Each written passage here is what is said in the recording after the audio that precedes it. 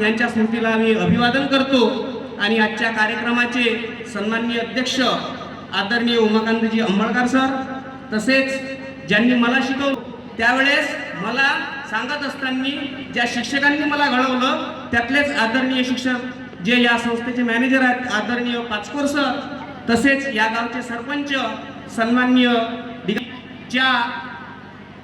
ज्या लोकांनी अहोरात्र मेहनत घेतली अशी सन्माननीय व्यासपीठ आणि तुम्ही आपण तुमच्या बाबतीत असं म्हणावं लागते की सळसळत्या रक्ताच्या शाबूत डोक्याच्या आणि जिवंत हृदयाच्या माझ्या तरुण मित्रांनो मैत्रिणींनो, आहे ना तुम्ही जिवंत हृदयाचे? तर या संदर्भात आपण ज्या विषयासाठी आपण आज घालणार आहोत तो विषय आहे राष्ट्रपिता महात्मा ज्योतिबा फुले यांचा स्मृतिदिन.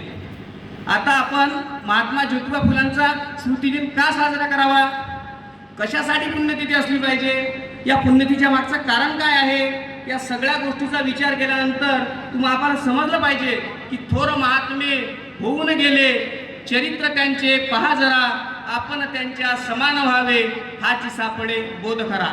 आम्हाला आमच्या समाजात ज्या महापुरुषांनी जे जे काम केलं त्यांच्यासारखं आम्हाला व्हायचं आहे. म्हणजे त्यांनी जे काही केलं त्यासाठी आम्हाला आमचं दायित्व द्यायचं आहे.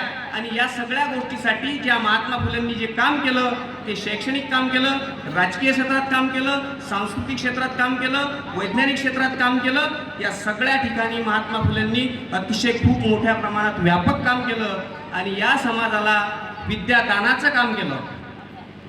आता महात्मा फुलेंनी शिक्षणच का निवडले असावं, कारण या समाजात ज्यावेळेस तुम्ही आपण अभ्यास केला समाजाचा, महात्मा फुलेंचा जन्म 19व्या शतकात झाला. महात्मा फुलेंचा ज्यावेळेस 19व्या शतकात जन्म झाला त्यावेळेची जी व्यवस्था होती, इथं वर्णव्यवस्था होती, जाती व्यवस्था होती, पुरुष-स्पृश्यता होती, टचॅबिलिटी अनटचॅबिलिटी होती. या पद्धतीच्या समाजात ज्यावेळेस महात्मा फुले जगत होते, पाहत होते, वागत होते, त्यावेळेस त्यांना या सगळ्या गोष्टीची जाणीव झाली की हा माझा जो समाज आहे हा भरकटलेला आहे, हा कुठंतरी गुलामगिरीच्या धरकेत फसलेला आहे, कुठंतरी दैववाद कर्मकांड या सगळ्या गोष्टीच्या मागं फसलेला आहे.